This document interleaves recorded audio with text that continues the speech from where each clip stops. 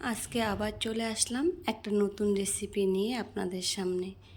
আজকে আমি বানাবো মুগ পটল। পটল তো অনেকভাবে অনেকেই বানিয়ে খেয়েছেন।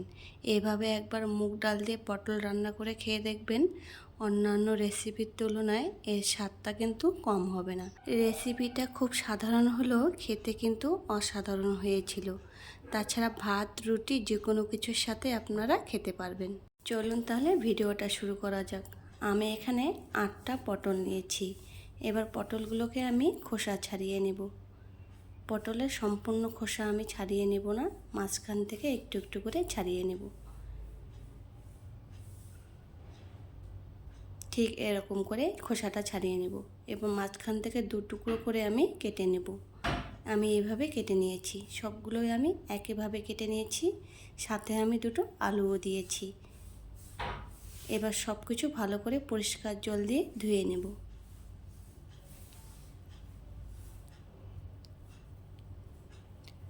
আলু পটলগুলো ধুয়ে নিয়েছি। এবার একটা মিক্সচার জারে কিছু মশলা নিয়েছি, শুকনো লঙ্কা, জিরা, একটা পেঁয়াজ, আদা আর রসুন, সব কিছু আমি ভালো করে গ্রেট করে নিলাম। এবার একটা কড়াই বসিয়ে দিয়ে দিলাম একটু তেল। তেলের মধ্যে আমি পটল আর আলুগুলোকে লবণ হলুদ দিয়ে ভেজে নেব।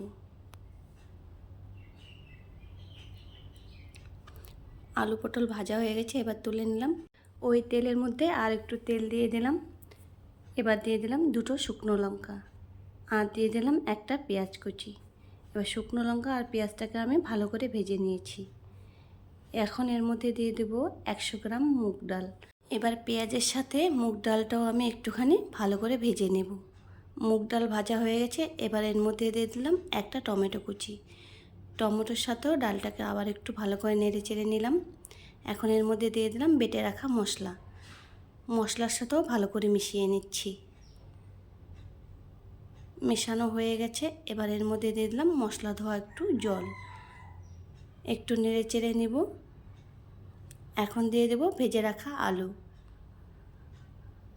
আলুর সাথে ভালো করে মশলাটা আমি কষিয়ে নেব। এখন এর মধ্যে দিয়ে দেব স্বাদ মতো লবণ, 1 চামচ হলুদের গুঁড়ো। আবার সব কিছু ভালো করে মিশিয়ে কষিয়ে নেব। কষানো হয়ে গেছে, এবার এর মধ্যে দিয়ে দিলাম ভেজে রাখা পটল। পটলের সাথেও ভালো করে নেড়ে চেড়ে আবার একটু কষিয়ে নেব। সব কিছু ভালো করে কষানো হয়ে গেছে, এবার এর মধ্যে দিয়ে দিলাম একটু জল। এখন নেড়ে চেড়ে 2 মিনিটের জন্য ফুটিয়ে নেব।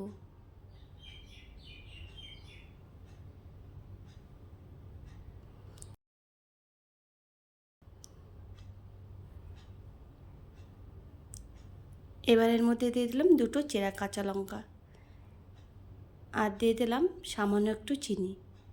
সব কিছু আবার ভালো করে নেড়ে চেড়ে এখন নামিয়ে নেব।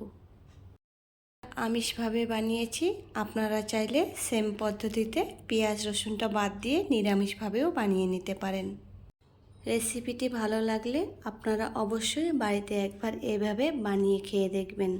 সম্পূর্ণ রেসিপিটি দেখার জন্য অসংখ্য ধন্যবাদ।